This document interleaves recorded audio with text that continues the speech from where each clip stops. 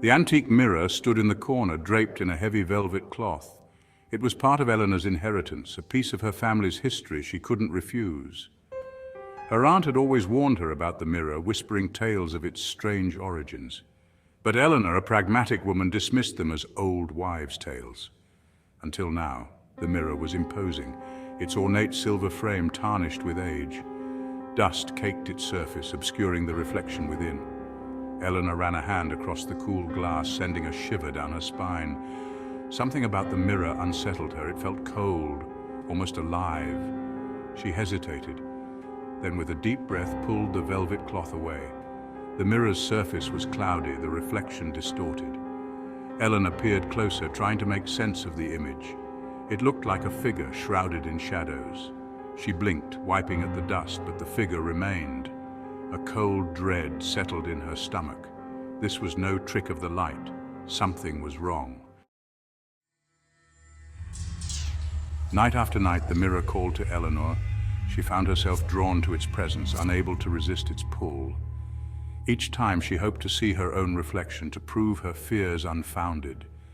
Instead, she saw the figure. It never moved, never changed, just stared back at her with an intensity that made her skin crawl.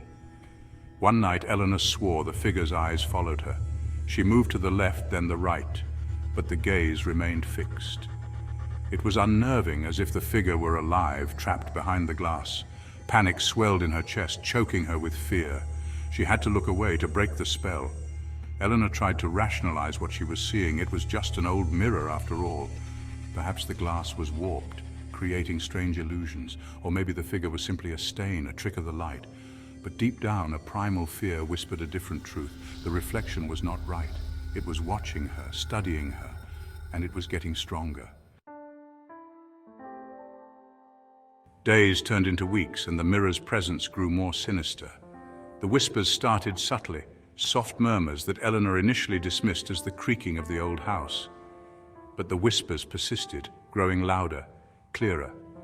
They seemed to emanate from the mirror itself, slithering out from the cold glass like tendrils of smoke.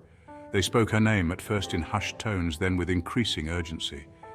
Eleanor, Eleanor. The whispers echoed around her, chilling her to the bone. They spoke of her deepest fears, of her darkest secrets, things that no one else could possibly know. The mirror, it seemed, could see into her soul, reflecting back her deepest vulnerabilities. The line between reality and illusion blurred.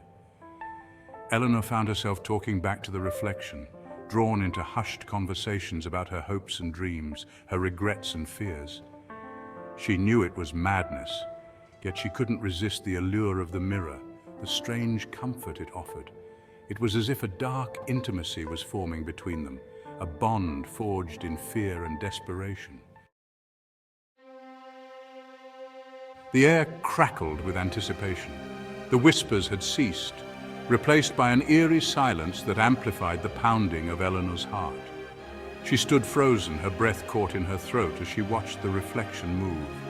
The shadowy figure, once static, now shifted within the mirror's depths.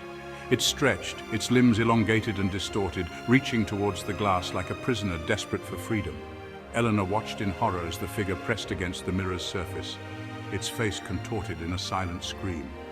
Cracks spread like spiderwebs across the glass, a high-pitched whine filling the air. And then, with a deafening shatter, the reflection broke free. Shards of glass flew like daggers, but Eleanor was too stunned to move. She watched, her eyes wide with terror, as the figure emerged from the shattered remains of the mirror. It was no longer a shadowy apparition, but a tangible being, its form solidifying as it stepped into her world.